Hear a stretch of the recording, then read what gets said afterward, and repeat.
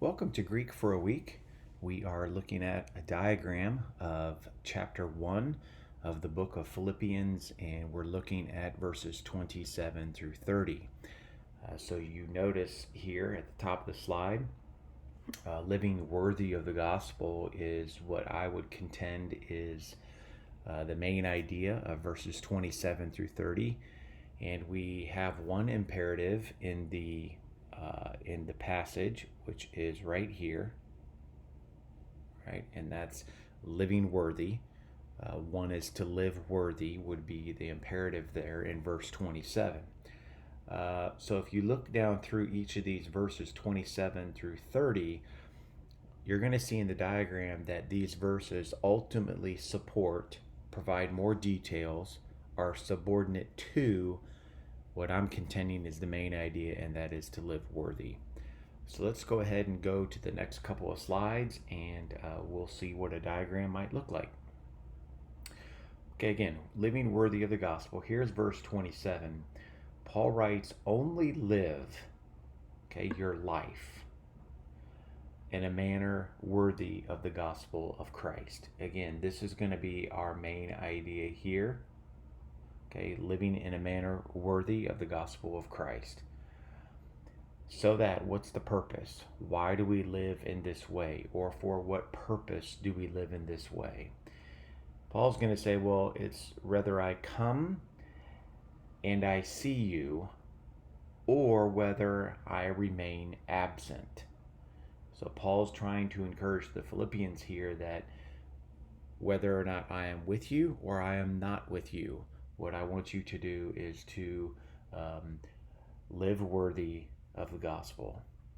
So he wants to hear, again, whether I come and see you here, he would be with them, or if he's absent from them, what he wants to hear is he wants to hear about them, specifically that they are living in a manner worthy. All right, now as they live in a manner worthy of the gospel of Christ, he wants to hear about them, and what specifically does he want to hear? And that would be a hati of content, that you are doing what, Philippians? You are standing firm.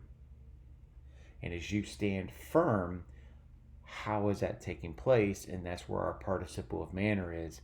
How is that as we are striving together in one soul or in one spirit? We are unified for the faith of the gospel. All right, so we're striving together for the faith of the gospel, and in no way, and then another participle of manner, and in no way are we being alarmed by those who oppose us.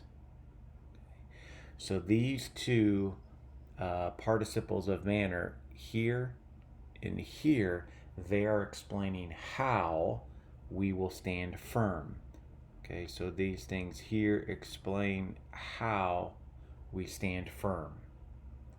All right, then as we move on, Paul continues to say that those who oppose us, there will be a sign of destruction for them, but it will be a sign of salvation for you. And this, which are these two things right here, the sign of destruction and the sign of salvation, that's what this points back to, is from, in other words, it's sourced in God. God will bring the destruction or the salvation. All right, then as we move on, we begin verse 29 then with a hati, which would be a cause.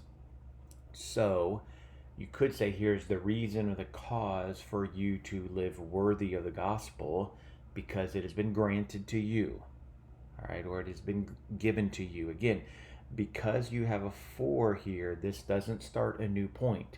We are continually being subordinate to the ultimate imperative of living worthy. It's been granted to you for Christ's sake, or for the sake of Christ. Well, what am I to do? Well, not only to believe in him, but again, strong contrast. So it's negated here, not only believe, but also to suffer on his behalf. Okay, How do I do that? Verse 30, again, by having in contest, participle of manner, by having the same conflict which you saw in me and now you hear in me. So Paul's really trying to help the Philippians here with what it means to live, to walk worthy, to really live out the gospel, if you will. How has the gospel so changed you, Philippians? But make sure you understand that you will suffer as a result of this faithful walk. Okay, so we might look at it this way. Again, live worthy of the gospel. That is clearly the main point. It's the imperative for the passage. Now, what else comes with that? Well, purpose, so that Paul hears about you, Philippians, standing firm. All right, so there's my purpose clause. Now, we stand firm by striving together for the faith of the gospel and by not being alarmed by those who oppose us. Okay? So these two here support standing firm. Because, and here's the hati, verse 29, because it is given to you to do two things, to believe and to suffer. How? By having similar conflicts as Paul. Again, I think this is our main point here. Live worthy of the gospel. That's verse 27. That is my main point. And the rest of 27 through 30 supports that imperative. Again, trust this has been helpful for you. That's verses 27 through 30. Next week, we're going to begin with chapter 2. Probably the paragraph will be verses 1 through 4. Probably look at the first two verses, maybe verse 1 and 2. Have a great week.